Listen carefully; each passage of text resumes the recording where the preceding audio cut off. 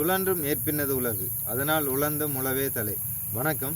இன்றைக்கு பார்க்க போகிறோம் இந்த நெல் வயல். ஏற்கனவே ஒரு வீடியோ பார்த்துருக்குறோம் நாம் நெல் வயல் சம்மந்தமாக. ரைட், இன்றைக்கு பார்க்க போகிற விஷயம் என்னென்னு சொன்னால், உண்மையாக இந்த நெல்லை இந்த விளைவிச்சு இந்த அளவுக்கு கொண்டு வந்த விவசாயிகளுக்கு நன்றி சொல்லணும். ஏன்னு சொன்னால், இந்த நெல் இப்போ பாருங்கள் விளைஞ்சிட்டு நல்லா விளைஞ்சி நெல்லெல்லாம் கதிரெல்லாம் முத்திட்டு, ஆனாலும் இப்போ பார்த்தீங்கன்னு சொன்னால் இங்கே இந்த வயலை பாருங்கள், இந்த நிறைய நெல் மழை பெய்யுது, இந்த நெல்லெல்லாம் படுத்துட்டு சரியா, நிறைய நெல் அப்படியே கீழே சரிஞ்சு போனால் இதில் இருந்து இப்போ அறுவடை செய்து எடுக்கிற நேரம் வளமையாக ஒரு 10 மூடை வரக்கூடிய அளவு அறுவடை இதில் செய்யலாம்னு சொன்னால், இப்போ இனி அறுவடை செய்யக்குள்ள ஒரு 8 மூடை என்ற கணக்கு வந்துடும். ஏன்னு சொன்னால் அரைவாசி நெல் கீழே கொட்டை வலிக்கட்டும். இது இன்றைக்கு தான் இந்த நெல் சரிஞ்சிருக்குது, அதனால் இது இன்றைக்கு அறுவடை செய்து எடுத்தால் அந்த சேதம் இருக்காது. ஆனால் இன்றைக்கு தான் அறுவடை செய்ய இயலாது. ஏன்னு சொன்னால் அவங்களோட இந்த அறுவடைக்கு இன்னும் கொஞ்சம் ஒரு 2-3 நாள் இருக்குது.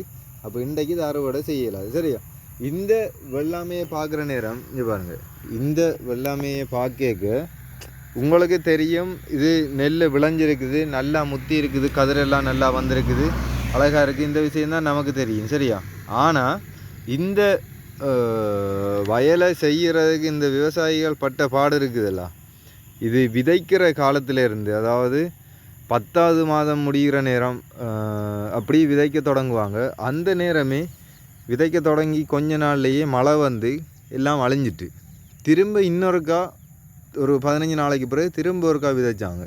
அந்த நேரம் விதைச்சி அப்பையும் மழை வந்து என்ன செய்யிட்டு திரும்பவும் அந்த பயிரெல்லாம் அழிஞ்சு போயிட்டு. சரியா, அதுக்கு பிறகு திரும்ப விதைச்சி கிட்டத்தட்ட இது ஒரு 11ஆம் மாதம் தொடக்கம் அந்த மட்டில் தான் இந்த வெள்ளாமை விதைச்சிருக்கணும். அப்போ அது அப்படி விதைச்சது தான் இப்போ தை மாதம், இப்போ தை மாதம் முடிவு. இந்த டைமில் இது வெட்டுக்கு சரியாக இருக்குது. ரைட்டா, சரி. அப்போ இந்த மாதிரி கஷ்டப்பட்டுத்தான் இந்த விவசாயிகள் வெள்ளாமை செய்து எடுக்கிறாங்க.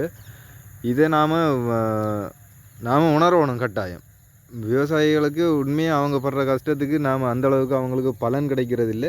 அந்த பலனை நாம் கொடுக்கணும். சரி, இது நமக்கு அந்த விஷயம் நமக்கு உணர்வில் இருக்கணும். சரியா, அதை சொல்கிறதுக்கு தான் இந்த வீடியோ. சரி, இந்த வீடியோ உங்களுக்கு பிடிச்சிருக்குன்னு சொன்னால் எங்களோட சேனலில் இருக்கக்கூடிய எல்லா வீடியோவும் உங்களுக்கு பிடிச்சிருக்கும். சேனலில் இருக்கிற வீடியோக்களை பாருங்கள். உங்களுக்கு பிடிச்சிருக்குன்னு சொன்னால் லைக் பண்ணுங்கள். இல்லை ஃப்ரெண்ட்ஸோட ஷேர் பண்ணலாம்னு நினச்சிங்கன்னு சொன்னால் ஃப்ரெண்ட்ஸோட ஷேர் பண்ணிக்கொள்ளுங்க. நன்றி, வணக்கம்.